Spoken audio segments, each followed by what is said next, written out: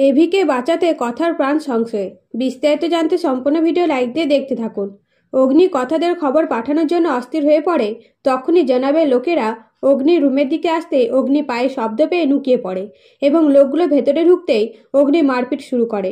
তখন হঠাৎ করে একজনের ফোন পকেট থেকে পড়ে যায়। সেই ফোন অগ্নি পেতেই ফোনটাকে লুকিয়ে গুন্ডাগুলোর কাছে মার খেতে থাকে। তখন বাচ্চাটি দেখতে পেলে লোকগুলো আর অগ্নিকে না মেরে আবারও রুমে বন্দি করে চলে যায়। তখন অগ্নি ফোনটা বের করে কথার সাথে যোগাযোগ করার চেষ্টা করে।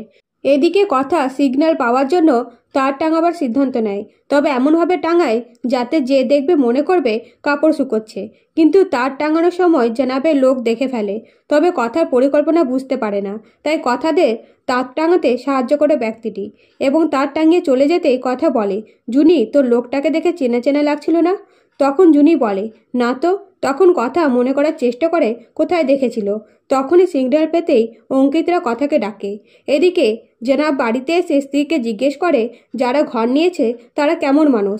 তখন জনাবের বউ বলে, ভালোই মানুষ, পুরো পরিবার আছে, তবে তাদের মা নেই। তখন জনাব খেতে খেতে বলে, কাউকে বিশ্বাস করবে না, একটু সাবধানে থাকবে, আর আমি কিছুদিনের জন্য বাইরে যাব, নিজের খেয়াল রেখো।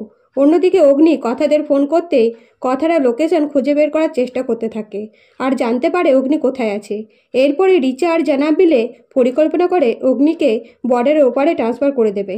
কিন্তু কথা উৎসবের কথা জানতেই বলে, রিচা জানাবের হয়ে কাজ করছে, আমরা যদি রিচাকে ধরতে পারি তাহলে পাচক মশাইকে ফিরিয়ে আনতে পারবো। এমনকি আমার মনে হচ্ছে মেলাতে গেলে রিচাকে আমরা পাবো।